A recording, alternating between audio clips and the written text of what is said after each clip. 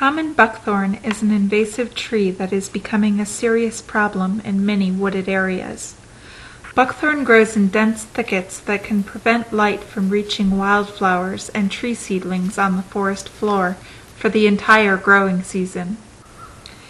The Aldo Leopold Foundation in Baraboo, Wisconsin, is working to control buckthorn on the property that surrounds Aldo Leopold's historic shack. This place was the inspiration for the essays in the famous book A Sand County Almanac. Today, the Aldo Leopold Foundation works to manage the land in sustainable ways. This is an ongoing problem on the reserve, and after what was 20 years of control, we finally cut the big stuff.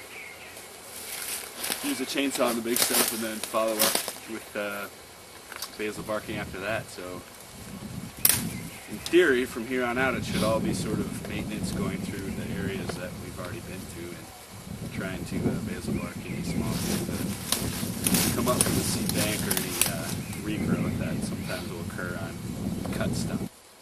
Anything a couple inch diameter is useful for a chainsaw. You cut it down, you apply the chemical on there.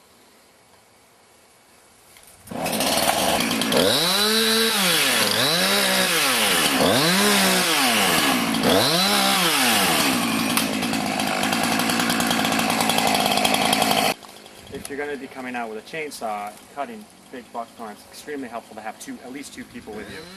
One person cutting and another one applying the chemical right behind you.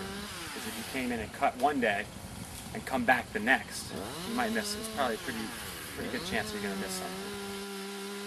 And the best time to come in and treat buckthorn is when we come in the winter to treat buckthorn. We come in the winter because, one, it's easier to identify the buckthorn, and two, you don't have other vegetation growing around.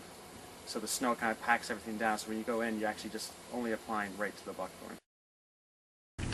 One of the most effective chemical controls for buckthorn is called triclopyr, or Garlon 4. It can be mixed with bark oil at an 8 to 12% solution and applied to a cut stump or the outside of the bark. Well, we snap them to indicate that they've been done. So, because once you apply it, they will stand here for a while, and then so you want to make sure you don't double it on there. Snap it. Treat the same plant twice, because the idea is to get everything all the buckthorn, because if you leave a little bit, you know it will come back. So as you can see, this here is an untreated area of buckthorn.